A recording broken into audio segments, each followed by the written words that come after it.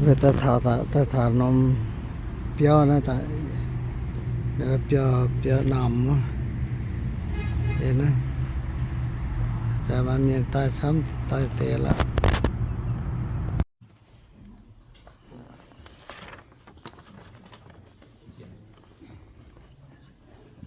này bữa dịp ta bùng kỳ sốt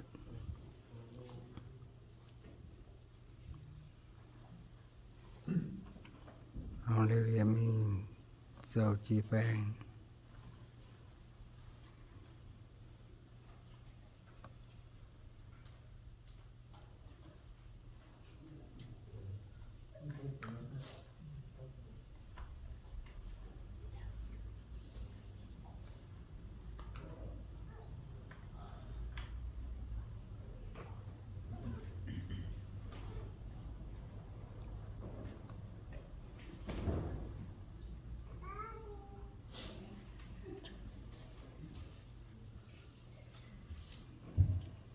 coi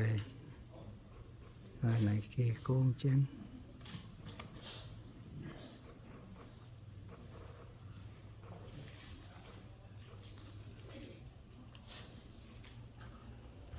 lại gì thì nông to nên dần phiếu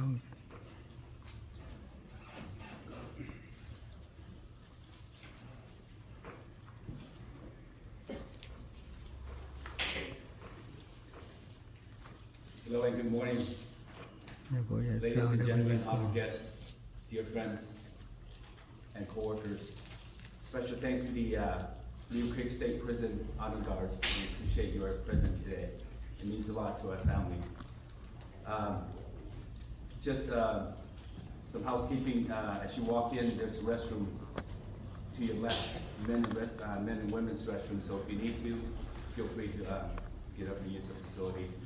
And towards the end, I'm going to make a little announcement as far as the proceeding after the graveside service, okay? So, welcome all of you being here. My name is Mike,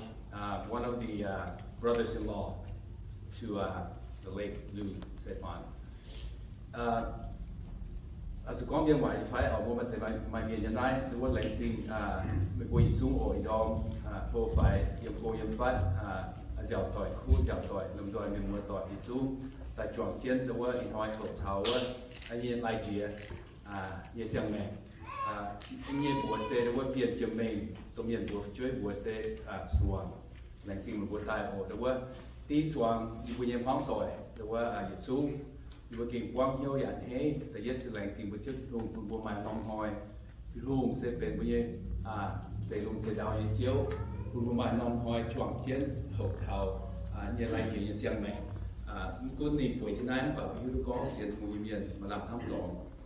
I just first and foremost I want to thank our Lord Jesus Christ, our Father, the Creator of heavens, Creator of all, and I want to give all the glory today in what we do to Him, okay, for Him. So, secondly, I want to thank First Union Church of Sacramento for all that you do for the family. Really appreciative, okay, of that. And I want to thank all of you today for being here, whether you come far away or near, for showing up. It means a lot to us in this difficult time for our family. You being here, paying respect to my brother-in-law, to my sister, and to our family. We're so appreciative of that. Like seeing how the work we did Japan, United Sacramento Union first Japan or we work so you go you thay lệ nom yin câu chung khăn sẽ phút sẽ bành on vui vui chú con mong tỏi giật mày muốn hiếu sào giàu như trong bộ mình vui điều phát như thành trên được lệ cùng hay xuống câu chung sẽ phút sẽ bành on in hỏi sẽ số chân này sẽ số nó mạnh nhiên như sẽ hai số hay nhiều lỏng và sẽ lành xin đúng không tôi như mày buồn chọn chân sở chân mình vui xuống muốn hiếu thảo như này thì đàn muốn hiếu và ia hồi buồn một con mai xuống đâu á kiên hải đâu á on tin hiếu NC với số buổi chiều thứ thảo con như lai kia như xiang mẹ tông đi xiang chỉ như xiang bộ đi sẽ kiên đâu á tông thảo buổi xuống hiện một tuổi giờ công tuổi buổi hiếu thảo nín và buổi quậy thảo trang phẳng nó quậy nín hết dần giờ ăn hết dần nhiều tông đi xiang bộ cô đi hải khấu mà đi số mai trên nhiều nhé với chủ mai trên nhiều ấy thì với chủ bữa xiên thiếu nhiên nên bữa làm ham tòng làm khẩu tòng yếm bữa xiên yếm mẹ. So I stand here before you today with a heavy heart, but also with immense gratitude.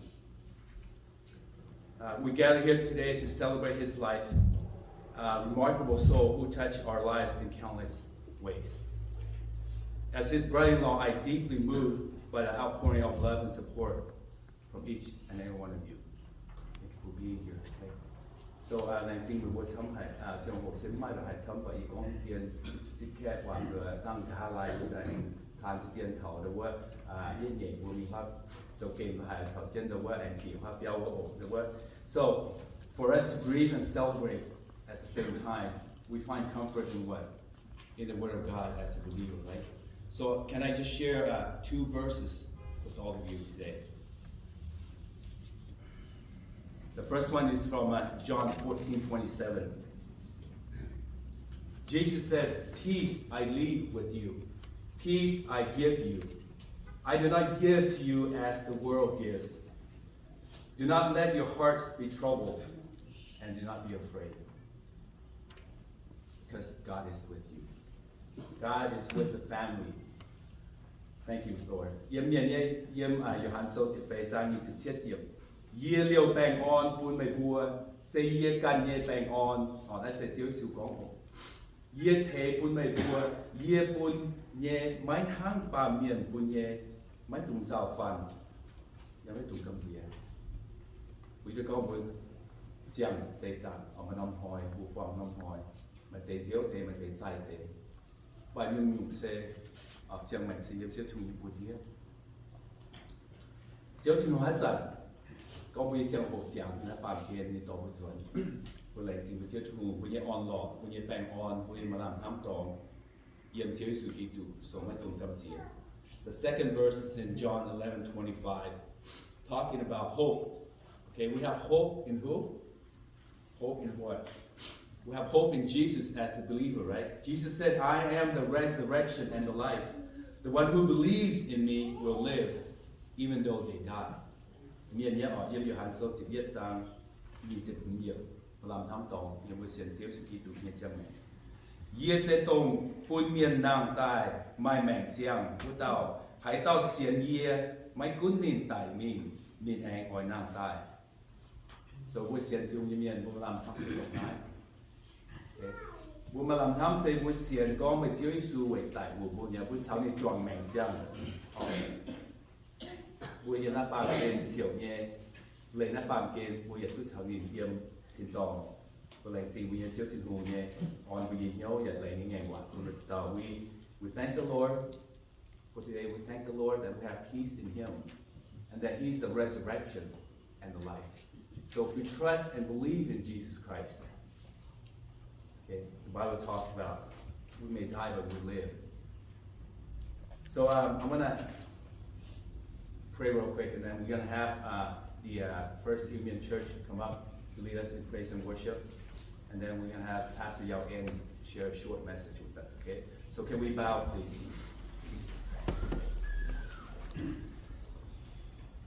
Chiều anh vừa tỏ xin về chiều thiên hùng mấy kinh nó lồng chỉ đặng với vừa chiều này. In hỏi vừa các chân ái để yết vừa chơi Thai kìm mình chiều sáng kia.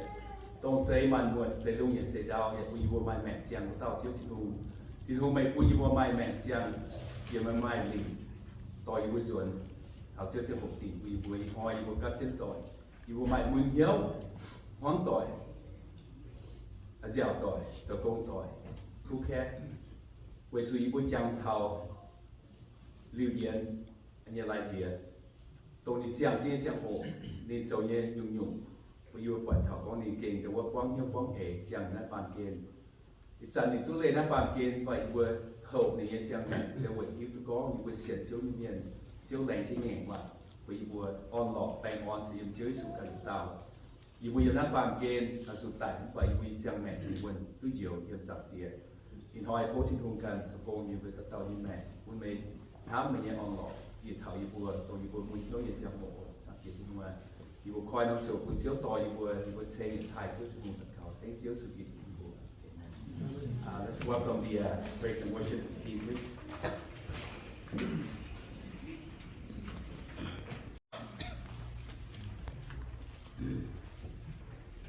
đi hùng ở qua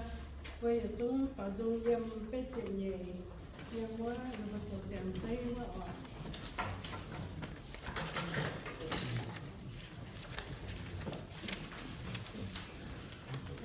con rồi chào nhé có yêu yêu hỏi vì mày chan chan chan su Giêsu mày liềm dây yêu dao coi tu an mình khen ngợi quang yêu thiên nào nhìn thiên thiên trái Giêsu mình lùng địa dối trái thiên thiên thiên trái Giêsu mình thì không dối trái thiên màu quang theo một trang su Giêsu tình Giêsu lên cao cao hai dân sang tăng ôi thánh của mình cao Giêsu nhẹ mình tu hình thiên thiên trái Giêsu mình lùng nghĩa dối trái thiên mình thiên thiên trái Giêsu mình thì không dối trái thiên mình Giêsu mình cùng hoàn thành nhà ai gieo hạnh tu thiên yêu vậy tu tạo tạo miền thiên tu linh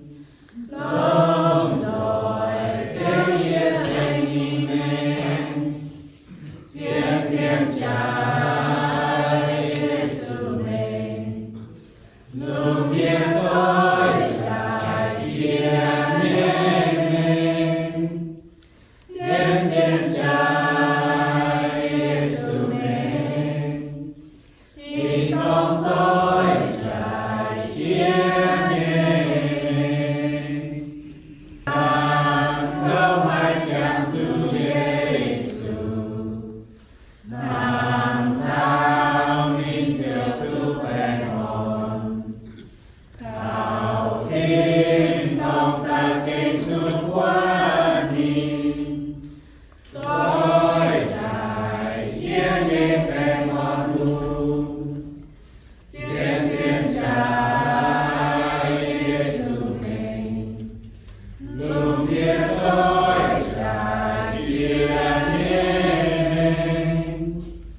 thiên thiên trái Giêsu mình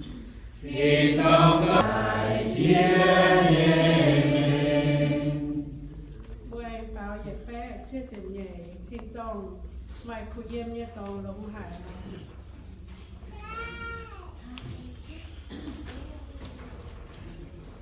tin tông mai khu yếm nhẹ tông lũng hải sẽ có mưa xiên tu lông chiếc tu quan thì tung san san nhẹ mùa xuôi trên buồn